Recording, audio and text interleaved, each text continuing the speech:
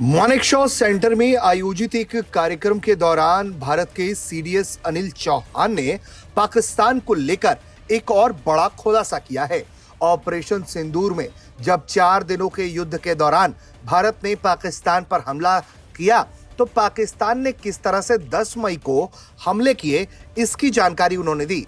उन्होंने बताया कि पाकिस्तान बिना हथियारों वाले ड्रोन का ही इस्तेमाल भारत पर हमला करने के लिए कर रहा था। हालांकि इस हमले को पूरी तरह से भारत ने नाकाम कर दिया और किसी भी तरह से कोई नुकसान पाकिस्तान नहीं पहुंचा पाया। वहीं उन्होंने ये भी जानकारी दी कि इस दौरान कई सारे ड्रोन पूरे तरीके से स्ट्रक्चरल रूप में सुरक्षित बरामद किए गए। During Operation Sindoor on 10th of May, Pakistan had used unarmed drones and loiter munitions. None of them actually could inflict any damage to Indian military or civilian infrastructure. Most of them were utilized through a combination of kinetic and non-kinetic means, and some of them, in fact, could be recovered in almost intact conditions. We need to focus on combat in future in this particular lower airspace. इतना ही नहीं, उन्होंने आने वाले दिनों में बदलती युद्ध की रूपरेखा पर भी बात की। उन्होंने ये भी बताया कि आने वाले दिनों में युद्ध किस तरह से और कहां लड़े जा सकते हैं। As drones and autonomous systems become the choice of weapons for targeting, developing counter-UAS systems to protect our critical infrastructure and military assets assumes importance.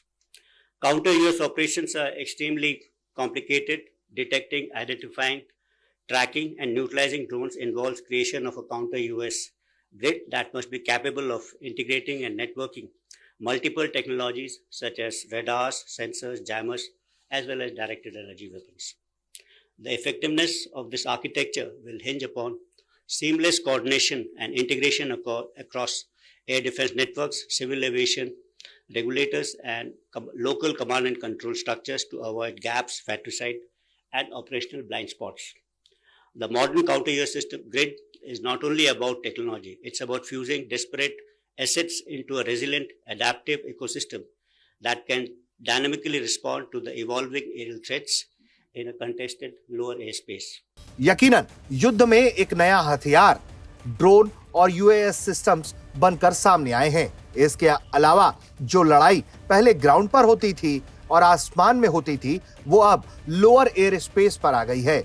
इसके पीछे की बड़ी वजह ड्रोन है और इस दिशा में भारत लगातार ये काम कर रहा है कि वो स्वदेशी तकनीक पर ऐसे हथियार तैयार कर पाए जो लोअर एयर स्पेस में भी भारत की डोमिनेंस को बरकरार रखे।